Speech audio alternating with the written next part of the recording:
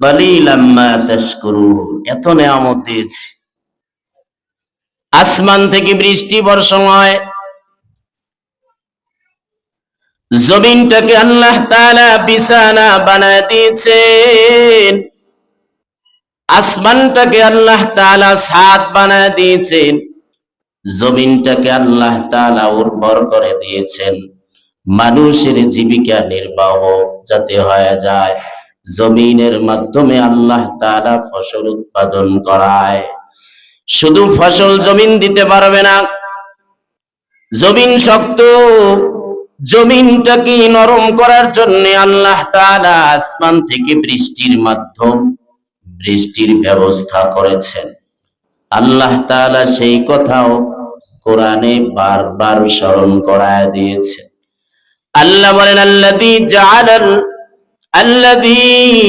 জাআলাল আরদা ফিরাশাও ওয়াস সামাআ বিনাআ। তিনি সেই সত্তা যিনি জমিনটাকে তোমাদের জন্য বিছানা বানায় দিয়েছেন। বিছানা বানায় দিয়েছেন জমিনটা আমাদের জন্য, খেদমত করে জমিন। আর আল্লাহ তাআলা বলেন আসমানটাকে আমি ছাদ বানায় দিয়েছি। ওয়ানজালা মিনাস সামাই মাআন ফাখরাজা বি। আল্লাহ বলেন আমি আল্লাহ আসমান থেকে বৃষ্টি বর্ষণ করি, পানি বর্ষণ করি, বৃষ্টি দেই। এই পানির মাধ্যমে জমিন উর্বর হয়, কৃষক জমিনে বীজ বপন করে, চারা গাছ লাগায়, ওই চারা গাছ লাগায় কিন্তু কৃষক চলে আসে, বাকি কাজ সব ফেরেশতাদের মাধ্যমে আমি আল্লাহ করায় দেই। সুবহানাল্লাহ। ফাখরাজা বিহি মিনাস সামারাতি রিজকাল লাকুম। আহা কি সুন্দর কথা। আল্লাহ বলেন তোমাদের রিজিকের জন্য আমি এই জমিন থেকে ফল ফ্রুট বের করে দেই। ফাখরাজা বিহি মিনাস সামারাত। সামার ফল, এক বছর বহু বছরে, সামারাত বহু ধরনের ফল ফ্রুট, বহু ধরনের খাবার, রিজিক স্বরূপ, রিজকাল লাকুম, তোমাদের রিজিক স্বরূপ আমি বের করে দেই। কোন পৃথিবীর কোন মানুষের ক্ষমতা নাই জমিন থেকে একটা ফল বের করবে, আছে নাকি? হ্যাঁ, এত ক্ষমতা মানুষের, একেবারে মানুষদেরকে কোন ঠাসা করে রাখার চেষ্টা করে মানুষ, এত পাওয়ার দেখায়, কিন্তু একটা বিচি, একটা দানা মানুষ বানাইতে পারে না। কথা ঠিক না বেঠিক? কৃত্রিম বানায় দেখাইতে পারে, রূপক, কৃত্রিম, যেটার ভ্যালু নাই কোনো। আল্লাহ গাছে আম দেয়, মানুষও আম বানাইতে পারে, তবে আসল নয়, কৃত্রিম, ওটার কোনো ভ্যালু নাই, মানুষ ওটা খায় না। আল্লাহ গাছে ফল দেয়, মানুষও গাছ বানাইয়া ফল বানায়, কিন্তু আসল না, ওটা কৃত্রিম ফল। ঠিক নেই? আল্লাহ বলেন ফাখরাজা বিহি মিনাস সামারাত। এই মানুষ কেন শুকর আদায় করবি না? আমি আল্লাহ আসমানটাকে ছাদ বানাইয়া, আসমান থেকে আমি আল্লাহ বৃষ্টি বর্ষণ করি জমিনের উপরে, জমিনটাকে আমি আল্লাহ উর্বর করি। এই বৃষ্টির পানির মাধ্যমে আমি আল্লাহ যদি আসমান থেকে বৃষ্টি বর্ষণ বন্ধ করে দেই, জমিনটার ভিতরে খরা লেগে যাবে, দুর্ভিক্ষ দেখা দিবে। ঠিক নেই? দুর্ভিক্ষ আসবে, কৃষক ফল ফলাইতে পারবে না। কেমন নিয়ামত আল্লাহ দিছে, এত নিয়ামতের কথা আল্লাহ স্মরণ করায় দিছে।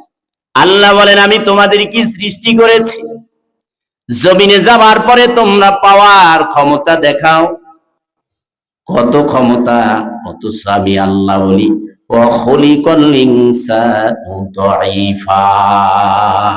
আমি আল্লাহ মানুষকে সৃষ্টি করেছি দুর্বল করে। এই দুর্বল মানুষগুলো জমিনে আসার পরে কত ক্ষমতা, কত পাওয়ার, জমিনে বিশাল বিশাল অট্টালিকা মানুষ বানায়। এ আল্লাহ, আল্লাহ তাআলা বলেন আমি আল্লাহ তোমাদের কি মেমোরি দিয়েছি, জ্ঞান দিয়েছি, বিবেক দিয়েছি, এগুলো খাটাইয়া খাটাইয়া তোমরা জমিনে বিশাল বিশাল অট্টালিকা বানাও, বিল্ডিং বানাও, বাসস্থান বানাও, বসবাসের জন্য কত এয়ার কন্ডিশনার রুম কত সুন্দর করে সাজাইয়া এরপর বসবাস করো। এই সুযোগ আমি আল্লাহ দিয়েছি।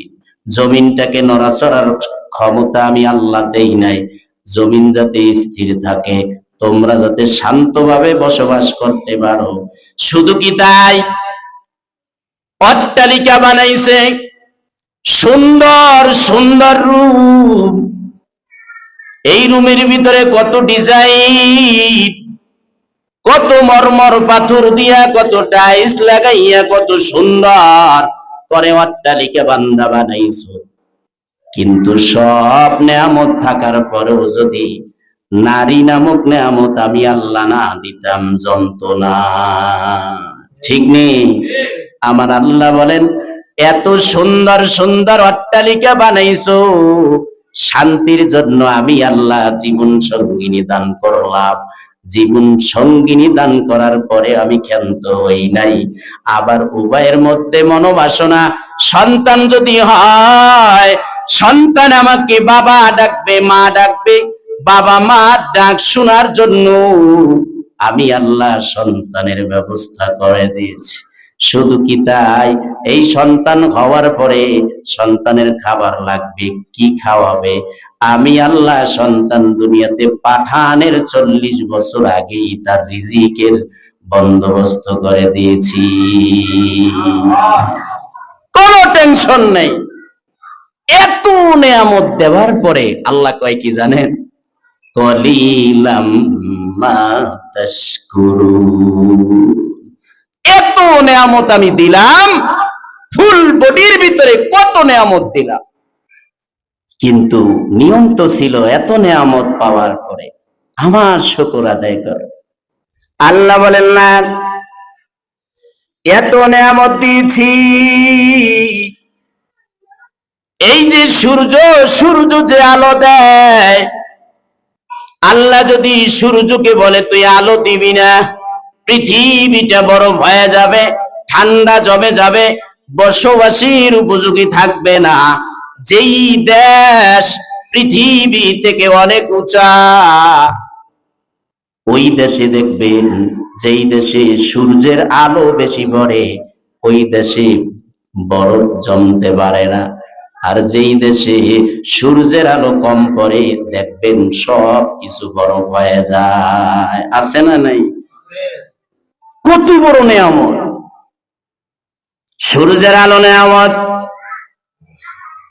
জাহান্নাম, জাহান্নাম, জাহান্নাম জ্বলতি জ্বলতি এমন একটা পর্যায়ে চলে আসে, আল্লাহর কাছে আরজি করে, ও আল্লাহ, আমাকে নিঃশ্বাস ছাড়ার সুযোগ দিয়ে দাও। আল্লাহ বলেন ঠিক আছে, নিঃশ্বাস ছাড়। জাহান্নাম 2টা নিঃশ্বাস ছাড়ে। হাদিসে রাসূল বলেন, একটা নিঃশ্বাস ছাড়ার কারণে দুনিয়াতে গরম পড়ে, গরম 6 মাস গরম, এমন গরম যে সহ্য করা যায় না। আর একটা নিঃশ্বাস যখন জাহান্নাম ছাড়ে, পৃথিবীতে ঠান্ডা পড়ে যায়, প্রায় 6 মাস পর্যন্ত ঠান্ডা। এবারে চিন্তা করেন, জাহান্নাম নিঃশ্বাস ছাড়ার কারণে যদি 6 মাস গরম হয়ে যায়, তাইলে ওই জাহান্নামের ভিতরে শাস্তি কেমনটা হবে? আবার ঠান্ডা, নিঃশ্বাস ছাড়ার কারণে যদি পৃথিবীটা ঠান্ডা হয়ে যায়, বরফ জমে যায়, তাইলে ওই জাহান্নামের ভিতরে যে ঠান্ডা আল্লাহ রেখে দিয়েছে, এটা কেমন ঠান্ডা হবে? শাস্তি দেওয়ার জন্য আল্লাহ সব আঞ্জাম করে রেখেছেন। আল্লাহ বলেন, এত নেয়ামত মানুষ তোমাদেরকে দিলাম, তোমাদের নিয়ম তো এটাই ছিল, নেয়ামত পাওয়ার পরে শুকর আদায় করবা। কিন্তু না, আল্লাহ বলেন কলিলাম মা তাশকুরুন। মানুষ বড় নেও খারাপ, এত নেয়ামত পাওয়ার পরও কপাল পোড়া ফজরের সেজদা দেয় না। ঠিক না? ঠিক। এত নেয়ামত দিলাম, সকালে ঘুম থেকে উঠে খাবার খাইতে বসছে বান্দা, কিন্তু আল্লাহ খাবার কিন্তু বন্ধ রাখেন নাই। আল্লাহ কিন্তু এটা বলে নাই ওই ফজরের সেজদা দাও নাই, খাবার বন্ধ, আজকের থেকে তোর খাবার নাই, সকালে তুই খাইতে পারবি না। যেই সময় তুই সেজদা লাগাবি ওই সময় তোকে খাবারের সুযোগ দেওয়া হবে। আল্লাহ কিন্তু সকালের নাস্তা যে সেজদা দিছে তারেও খাওয়াইছে, যে সেজদা দেয় নাই তারেও আল্লাহ খাওয়াইছে। যে 24টা ঘন্টা আল্লাহর নাফরমানি করে বেঈমান কাফের মুশরিক ওদেরকেও আল্লাহ খাওয়াইছে। তবে এই খাওয়া কতদিন? কই দুনিয়ার হায়াত ফুরানের আগ পর্যন্ত আল্লাহ খাবারের সুযোগ দিয়া দিয়েছেন। বলবেন মুসলমান যারা সেজদা দেয় তাদেরকে তো আল্লাহ খাওয়ায় খুশি হইয়া, বেঈমান তারা সার্বক্ষণিক আল্লাহর নাফরমানি করে, ওদেরকে কেন আল্লাহ খাওয়ায়? এর সহজ একটা জবাব হলো, এই পৃথিবীতে আল্লাহ যা দিয়েছেন আল্লাহর কাছে একটা মাছির পাখা সমতুল্য আল্লাহর কাছে কোনো দাম নাই। খা, যত পারো খাইতে থাক। তবে আল্লাহ বলেন আমার যে দুইটা গুণবাচক নাম আছে, রহমান আর রহিম, এই বেঈমানদেরকে আমি আল্লাহ কেন খাওয়াই? শোন, বেঈমানদেরকে আমি আল্লাহ কেন খাওয়াই? একটাই কারণ, রহমান যে আমার একটা নাম আছে, আমি যে একজন দয়ালু খোদা, আমি যে একজন দয়ালু আল্লাহ, এই রহমান নামের বরকতে আমি আল্লাহ মুমিনদেরকে যেমন খাওয়াই, যেই নদীর মাছ মুমিনদেরকে আমি আল্লাহ খাওয়াই, যেই গাছের ফল মুমিনদেরকে আমি আল্লাহ খাওয়াই, ওই গাছের ফলও আমি বেঈমানদেরকে খাওয়াই। যেই সমুদ্রের মাছ আমি আল্লাহ যেই মুমিনদেরকে খাওয়াই, ওই সমুদ্রের মাছ আমি আল্লাহ বেঈমানদেরকে খাওয়াই। কেন? একটাই কারণ, আমার একটা নাম আছে রহমান, ওই রহমানের নামের বরকতে আমি আল্লাহ দুনিয়াতে মুমিনদেরকে খাবার দিব, মুমিনদেরকে থাকার ব্যবস্থা করব, তেমনি ভাবে বেঈমানদেরকেও খাবারের ব্যবস্থা করব, বাসস্থানের ব্যবস্থা করব, যাতে হাসরের দিনে বেঈমানরা দাঁড়াইয়া রবের সামনে এ কথা বলার সুযোগ না পায়, ও আল্লাহ মুমিনরা দুনিয়াতে তোমাকে সেজদা করেছিল, এজন্য তুমি তাদেরকে খাবার দিয়েছো, আর আমরা সেজদা দেই নাই, এজন্য আমাদের উপরে তুমি জুলুম করেছো। ও আল্লাহ, এজন্যই আমি তোমাকে সেজদা দেই নাই। বেঈমানরা যাতে কথা না বলতে পারে। তবে এখান থেকে একটা মেসেজ হলো সবার জন্য, পৃথিবীর মানুষের জন্য। মেসেজটা হলো, আল্লাহ বলেন রহমানের নামের বরকতে আমি আল্লাহ মুমিনদেরকে যেমন খাওয়াই, তেমনি ভাবে বেঈমানদেরকেও খাওয়াই। তবে হাসরের দিনে আমি আল্লাহ এখানে খাস করে দিব, নির্দিষ্ট করে দিব, আমার আরেকটা নাম আছে রহিম। ওই রহিম শুধু মুমিনদের বেলায় দয়া করা হবে, হাসরের দিনে বেঈমানদের প্রতি কোনো দয়া দেখানো হবে না। আল্লাহ বলবেন যা, দুনিয়াতে তো কম দেই নাই, সব দিয়েছি, যা চেয়েছো সব দিয়েছি, অট্টালিকা দিয়েছি, জমিনের ভিতরে উর্বরতা দিয়েছি, ফসল উৎপাদনের ব্যবস্থা করে দিয়েছি, যত জীবিকা, যত রিজিক, যত ধরনের ফল ফ্রুট হতে পারে আমি আল্লাহ কিঞ্চিত পরিমাণ দুনিয়াতে দিয়েছি, ক্ষমতা দিয়েছি, পাওয়ার দিয়েছি, স্ত্রী দিয়েছি, সন্তানাদি দিয়েছি। সূর্যের আলো বন্ধ করি নাই, চাঁদের আলো বন্ধ করি নাই, সমুদ্রের মাছ আমি বন্ধ করে দেই নাই, ফ্রি ফ্রি পানি, ফ্রি ফ্রি অক্সিজেন ব্যবহার করেছো, আমি আল্লাহ বন্ধ করি নাই। তবে বেঈমানরা শোন, এই যে হাসুরের ময়দানে সব নেয়ামত তোদের জন্য হারাম করা হলো, শুধু মুমিনরাই আজকের আমার নেয়ামত পেয়ে যাবে। এটাই হলো রহমান, এটাই হলো রহিম নামের বরকত। আল্লাহ এত নিয়ামতের কথা স্মরণ করাইয়া আল্লাহ শেষে বলেন কলিলাম মা তাশকুরুন, এত নিয়ামত দিয়েছি, এরপরও মানুষ, অল্প সংখ্যক মানুষই আমার কৃতজ্ঞতা আদায় করে। অল্প সংখ্যক মানুষ আমার শুকরিয়া আদায় করে। এত নেয়ামত দিয়েছি, বলেন আমাদেরকে সৃষ্টি করছেন কে? এতে কোনো সন্দেহ আছে? আছে নাকি? আমাদেরকে সৃষ্টি করেছেন আমাদের বাবা, কিন্তু প্রশ্ন তো শেষ নেই। তাইলে বাবারে কে বানাইছে? কয় তার বাবা। তার বাবারে কে বানাইছে? কয় তার বাবা। তার বাবা যাইতে যাইতে আদম নবী পর্যন্ত যাবে। এবারে প্রশ্ন, তাইলে আদমকে কে বানাইছে? বলেন। আল্লাহ বানাইছে। আল্লাহ এবার স্মরণ করায়া দেয়। আল্লাহ বলেন, ওয়ালাকাদ খালাকনাকুম সুম্মা সাওয়ারনাকুম সুম্মা কুলনা লিল মালাইকাতি ইসজুদু লি আদম। আমার আল্লাহ বলেন, অবশ্যই আমি তোমাদেরকে সৃষ্টি করেছি। সুম্মা সাওয়ারনাকুম, অতঃপর আমি তোমাদেরকে আকৃতি দান করেছি, রূপ,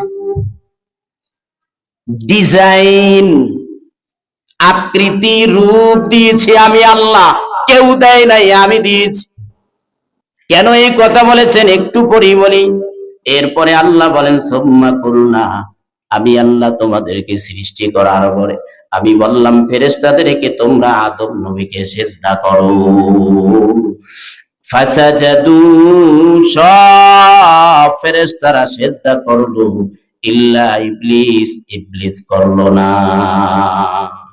আল্লাহ আয়াতের শুরুতে বলেন, আমি তোমাদেরকে সৃষ্টি করেছি।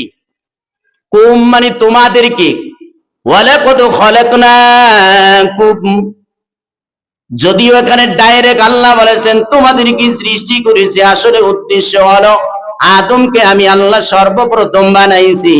আদমের পৃষ্ঠদেশ থেকে তার সন্তানদেরকে বংশ পরিক্রমায়, বংশ পরস্পরায় আমি আল্লাহ ধাপে ধাপে তোমাদেরকে সৃষ্টি করেছি। ঠিক না বেটি? আমাদেরকে বানাইছে কে? এ সন্দেহ আছে নাকি? আস্তে কোনটা কে বানাইছে? এ কথাই আল্লাহ স্মরণ করে দেয়, ওয়ালাকাদ খালাকনাকুম, আমি আল্লাহ তোমাদেরকে সৃষ্টি করেছি। আল্লাহ সর্বপ্রথম যেই ব্যক্তিকে বানাইছে তার নাম আদম, আদি পিতা। আদমকে আল্লাহ বানাইছেন মাটি দিয়ে, আল্লাহ আদমকে বানাইছে। আদমকে বানানোর পরে আল্লাহ বলেন, আমি সুম্মা সাওয়ারনাকুম, আমি তোমাদেরকে আকৃতি দিয়েছি, আকৃতি, রূপ দিয়েছি, অবকাঠামো, অবয়ব, সৌন্দর্যতা। এই কথা দ্বারা আল্লাহ বুঝাতে চান আদম নবী যেই অবয়ব, যেই সৌন্দর্যতা নিয়া, যেই আকৃতি নিয়া, যেই ডিজাইন নিয়া দুনিয়াতে আসছে, তার সন্তানরাও ওই ডিজাইন, ওই আকৃতি, ওই রূপ নিয়ে দুনিয়াতে আসবে, আসতেই থাকবে। তাইলে আমাদের চেহারার অবয়ব, ডিজাইন, আকৃতি আদম নবীর সাথে মিল আছে।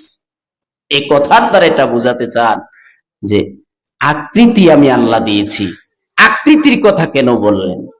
মানুষ বানানোর আগে আল্লাহ তাআলা মানুষের শুরু শেষ প্রত্যেকটা জিনিস আল্লাহ তাআলা আগে পরখ করে দেখেছেন, আগে সবকিছু ঠিকঠাক করে তারপরে আল্লাহ আদম বানাইছে। আগেই মানুষের শুরু এবং শেষ। বেঈমানরা বলে মানুষ দুনিয়াতে আসে, মানুষ মারা যায়, তার মানে শেষ। মারা গেলি মানুষ আর কিছুই থাকে না, শেষ হয়ে যায়। আমার আল্লাহ বলেন না, বেঈমানরা বিশ্বাস করে না যে মানুষটা দুনিয়াতে আসলো, যেই মানুষটাকে আমি দুনিয়াতে পাঠাইলাম, ওই মানুষটা মারা যাবার পরে আর শেষ, আর নাকি হবে না, আর বানাতে আমি পারবই না। তাইলে ছোট্ট একটা প্রশ্ন রেখে দেই, বলো সর্বপ্রথম কেমনে আমি আল্লাহ মানুষ বানাইলাম? কেমনে বানাইলাম? মানুষ মারা যাওয়ার পরে যদি সব মাটির সাথে শেষ হয়ে যায়, সব কিছু শেষ হয়ে যায়, এটাই শেষ, বেঈমানদের বিশ্বাস। তাইলে বলো সর্বপ্রথম আমি আল্লাহ মানুষ কেমনে বানাই? অথচ দ্বিতীয়বার বানানোর থেকে প্রথমবার বানানো কঠিন। ঠিক না ঠিক? সর্বপ্রথম যিনি মোবাইল আবিষ্কার করেছেন একটা ইটের মতন মোবাইল আবিষ্কার করেছেন, একটা ইট, বড় একটা ইট, সর্বোচ্চ 20-25 মিনিট 30 মিনিট কথা বলা যেত ওই মোবাইল। ওইটা বানানো ছিল যেই দার্শনিক বানাইছে, ওই সর্বপ্রথম যেই মোবাইলটা আবিষ্কার করেছেন ওইটা বানানো কিন্তু কঠিন ছিল। ওইটা বানানোর পরে এখন মোবাইলের অভাব আছে? কথা হয় না। তাহলে প্রথমবার বানানো না কঠিন একটা জিনিস, প্রথম আবিষ্কার করা কঠিন, এরপরে ওটার নমুনা দেখে হাজার হাজার বানানো সহজ। কথা ঠিক না ভাই? ঠিক। আল্লাহ বলেন দ্বিতীয়বার বানানো যদি আমি বানাইতে নাই পারি, প্রথমবার বানাইলাম, এটা না আমার কাছে কঠিন হওয়ার কথা ছিল, এটাই যেহেতু আমার কাছে কঠিন না, তাইলে দ্বিতীয়বার বানানো কোনো ব্যাপারই না। কথা ঠিক না ভাই? ঠিক। তাহলে বেঈমানদের বিশ্বাস টিকবে না আল্লাহর কাছে।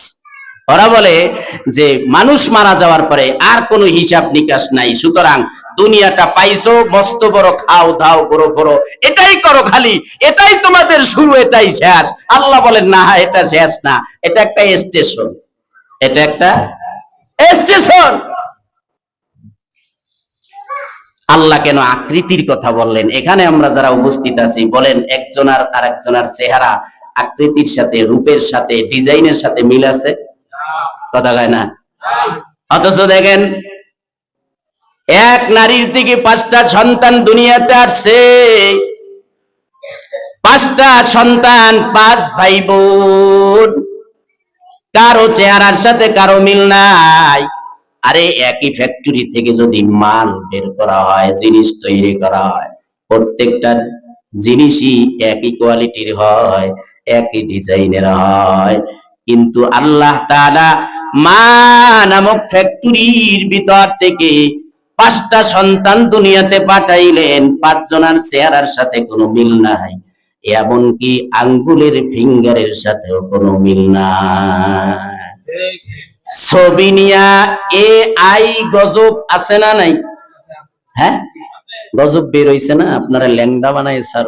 আধুনিক মানুষকে শেষ করে দিতেছে আধুনিক AI, একটা গজব, এটা দিয়ে মানুষকে শেষ করে দিবে। এটাও তো মানুষ বানাইছে, কথা ঠিক না ভাই? ঠিক। AI এর গজব তো, এই গজব তো মানুষই বানাইছে। জানে, আল্লাহ তো জানে যে ছবি নিয়েও কাটসাট কইরা এই সেই করবে, কিন্তু আল্লাহ তাআলা মানুষের নিজস্ব পার্সোনালি কিছু কোড নাম্বার, পার্সোনালি কিছু জিনিস সেভ থাকা দরকার আছে না নাই? কথা বলেন না? আপনার আইডি কার্ড, আপনার পার্সোনাল কোড নাম্বার, আপনার পার্সোনাল জিনিসগুলা যদি আপনি হেফাজতে না রাখতে পারেন, তাহলে সবার সাথে মিলে যাবে, কিছুই হয়ে যাবে, কারোরটা বের করা সম্ভব হবে না। কথা ঠিক না ভাই? ঠিক। এজন্য আল্লাহ তাআলা বুঝতেন যে এমন একটা জমানা আসবে, এই আইয়ের গজব দিয়ে মানুষ সব শেষ হয়ে যাবে, কিন্তু আল্লাহ তাআলা কুদরতি ভাবে একই মায়ের পেটের থেকে, এই ফ্যাক্টরি থেকে 5টা সন্তান দুনিয়াতে পাঠাইছেন, একজনের ফিঙ্গারের সাথে আরেকজনের কোনো মিল নাই। কথা ঠিক না ভাই? ঠিক। আল্লাহ এটা রেখে দিয়েছেন যে না, এটা দিয়েই তুই সব ঠিক রাখতে পারবি, তোর সবকিছু ঠিক থাকবে, AI এর গজবে এখানে চলবে না। কথা ঠিক না ভাই? ঠিক। কত বড় নিয়ামত দিছে আল্লাহ। বলেন আমি তোমাদেরকে আকৃতি দিয়েছি। কেন এই কথা বললেন? এমনও জিনিস আল্লাহ আবিষ্কার করেছেন যার কোনো আকৃতি নাই। বলবেন সেই জিনিসটা আবার কি? মানুষের ভিতরে রূহ। কে দেখছেন মানুষ মারা যাওয়ার পরে রূহ আজরাইল মালাকুল মাউত কব্জ করে নিয়ে যায়? কয়জনে দেখছেন? আমার ভিতর রূহ আমি দেখিনি, দেখছেন নাকি? দিল, কলব, নফস আল্লাহ আকৃতি রাখেন নাই। তবে দুনিয়াতে আরো জিনিস আছে আল্লাহ আকৃতিবিহীন সৃষ্টি করেছেন। বাতাস, বায়ু দেখা যায়? কথা কয় না। বাতাস দেখা যায়? আসেনি, বাতাস আসেনি, কথা কয় না। বাতাস যে আছে এটা অনুভূত হয়, অনুভব করা যায়, কিন্তু দেখা যায়নি। আকৃতি আছে? এজন্যই আল্লাহ বলেন আমি বহু জিনিস বানাইছি, আকৃতিতেই নাই, কিন্তু তোমারে আকৃতি দিয়ে আমি আল্লাহ বানাইছি। কয়েকটা জিনিস আল্লাহ নিজ কুদরতি হাত ব্যবহার করে বানাইছেন। যত জিনিস আল্লাহ বানাইছেন, আরশে আযীম, আরশে মুআল্লা, 7 তবে আসমান, 7টা জমিন, চন্দ্র সূর্য, আল্লাহ কত গ্রহ নক্ষত্র বানাইছে, এক একটা নক্ষত্রের থেকে বড়। সমুদ্র বানাইছেন আল্লাহ, কত বড় বড় জিনিস বানাইছে, কিন্তু সব জিনিস আল্লাহ নিজ হাত লাগাইয়া বানাই নাই। এত ফেরেশতা আল্লাহ বানাইছে, কয় বিন্দু পরিমাণ জায়গা ফাঁকা নাই যেখানে ফেরেশতা নাই। এত ফেরেশতা বানাইছে, সব আল্লাহ কোন শব্দ ব্যবহার করে? এত জিনিস আমি আল্লাহ বানাইছি, সব জিনিস বানাইতে আমি আল্লাহ হাত ব্যবহার করি নাই। তবে বান্দা তোমারই বানানোর জন্য আমি আল্লাহ কুদরতি হাত লাগায় দিয়েছি। এজন্যই তো একই বাবার সন্তান 5 জন, কারো চেহারার সাথে কারো মিল নাই। আল্লাহ ফিঙ্গারের সাথে কোনো মিল রাখেন নাই, যাতে কোড নাম্বার সব ঠিক রাখতে পারে। আল্লাহ বলেন আমি আল্লাহ তোমাকে এত সুন্দর ডিজাইন দিয়েছি, এরে বান্দা, তারপরে আমার কুদরতি কদমে সেজদা দিয়া কেন শুকর আদায় করবা না? কেন করবা না? কেন ফজর পড়বা না? কেন জোহর পড়বা না? কেন আসর পড়বা না? কেন মাগরিব পড়বা না? কেন জোহর পড়বা না? এত নিয়ামত আল্লাহ দিলাম, আমি আল্লাহ দিলাম, এত নিয়ামত দিলাম, তারপরও কেন তুমি শুকর করবা না? আল্লাহ বলেন সুম্মা সাওয়ারনাকুম, আমি আল্লাহ তোমাদেরকে আকৃতি দিয়েছি, এত সুন্দর অবয়ব দিয়ে আমি আল্লাহ বানাইছি। কেন জানো? ফেরেশতারা একটা কথা বলেছিল, আদম রে বানাইয়া আল্লাহ যখন দুনিয়াতে পাঠায় দিয়েছে, ফেরেশতারা বলল আল্লাহ রে, আদম রে তুমি যে বানাইছো, ওই দুনিয়ায় তুমি তাকে পাঠায় দিয়েছো, দুনিয়াটাই আদমের জন্য রিজার্ভ করে দাও, আর আমাদের জন্য তুমি জান্নাতটা রিজার্ভ করে রেখে দাও। আল্লাহ কয় কি কও? ওই কি কইলি? আল্লাহ কইতেছে আমি না কুদরতি হাত দিয়ে আদম রে বানাইছি, হেরে দিমু খালি দুনিয়া, আর তোমাকে বানাইছি কোন শব্দ ব্যবহার করে? তোমাকে দেব শুধু জান্নাত। আল্লাহ কয় না, যেই কুদরতি হাত লাগাইয়া আমি পয়গম্বর আদমকে বানাইলাম, ওই আদম এবং আদমের সন্তানের জন্য আমি আল্লাহ শুধু দুনিয়ায় দিব এটাই না, দুনিয়ায় তারা পেয়ে যাবে তাকদীরের ফয়সালা অনুযায়ী, কিন্তু আমি আখিরাতের জন্য রিজার্ভ রেখে দিলাম জান্নাত। ফেরেশতারা কইছে আল্লাহ দুনিয়াতে আদম রে পাঠাইছো, হে সন্তানের জন্য দুনিয়াটাই দিয়া দাও, আর আমাকে যেহেতু বানাইছো আমরা আসমানে থাইকা ইবাদত করতে আসি, তা আমাকে জন্য জান্নাতটা দিয়া দাও। আল্লাহ কয় তোমাকে বানাইছি কোন শব্দ কইয়া? আর আদম রে বানাইছে আমার নিজ হাত লাগাইয়া, হাত। এজন্যই তো মায়ের গর্ভের ভিতরে সন্তান যখন হয়, একজন ফেরেশতা পাঠায় দেয় আল্লাহ মায়ের গর্ভের ভিতরে, এই সন্তানটারে এইভাবে এইভাবে বানাও। সন্তানের হাত বানায়, সন্তানের পা বানায়, সবকিছু আস্তে আস্তে 40 দিন লাগাইয়া সন্তানের সবকিছু যখন বানানো হয়ে যায়, আল্লাহ বলেন কুদরতি হাতটা আমি আল্লাহ সন্তানের চেহারার ভিতরে লাগায় দিই। এজন্যই তো মিল নাই চেহারার। কি নাই? মিল আছে নাকি? মিল নাই। লম্বা কথা। আল্লাহ বলেন সুম্মা কুলনা লিল মালাইকাতি ইসজুদু লিআদম, আল্লাহ বলেন অতঃপর আমি আদমকে এত সুন্দর করে বানাইয়া আমি যখন তার ভিতরে রূহ ফুৎকার দিলাম, রূহ কি জিনিস এই জিনিস বোঝানো সম্ভব না। রূহ সম্পর্কে বেঈমানরা প্রশ্ন করেছিল আল্লাহ রাসূলের কাছে, ও পয়গম্বর বলেন রূহ কি জিনিস? আল্লাহ আয়াত নাজিল করেছেন সূরাতুল বনী ইসরাঈলের ভিতরে। আল্লাহ বলেন রূহ হলো আমার আদেশ মাত্র। বলেন রূহ কি? আমার আদেশ মাত্র। মানে হচ্ছে আমি আদেশ দিলে তুমি জেতা থাকবা, জিন্দা থাকবা, আর আমি যদি উঠায় নেই তুমি আর জীবিত থাকতে পারবা না। খেলা এখানে খেলা। আল্লাহ বলবেন ঠিক আছে চল, চলতে থাক, চলতে থাকবো। বলবে বন্ধ হ, বাস অটো বন্ধ হয়ে গেছে, লাশ হয়ে গেছে। কথা ঠিক না? ঠিক। আজও পর্যন্ত আমরা রুহু আজরাইল এত কোটি কোটি মানুষের রুহু কব্জ করে নিল। আমার সামনে আমার মাকে নিয়ে গেল, আমার সামনে আমার বাবাকে নিয়ে গেল, কিন্তু আজরাইল রো দেখলাম না, রুহু দেখলাম না। কথা ঠিক না? ঠিক। মানে হচ্ছে আদেশ, আদেশ দিছে তো চলতেছে, আবার আদেশ দিছে তো স্টপ হয়ে গেছে, বন্ধ, যাও, চলে গেছে, শেষ। এটা বুঝার জিনিস না, বুঝানোরও জিনিস না, তবে নিজে নিজে বুঝার জিনিস।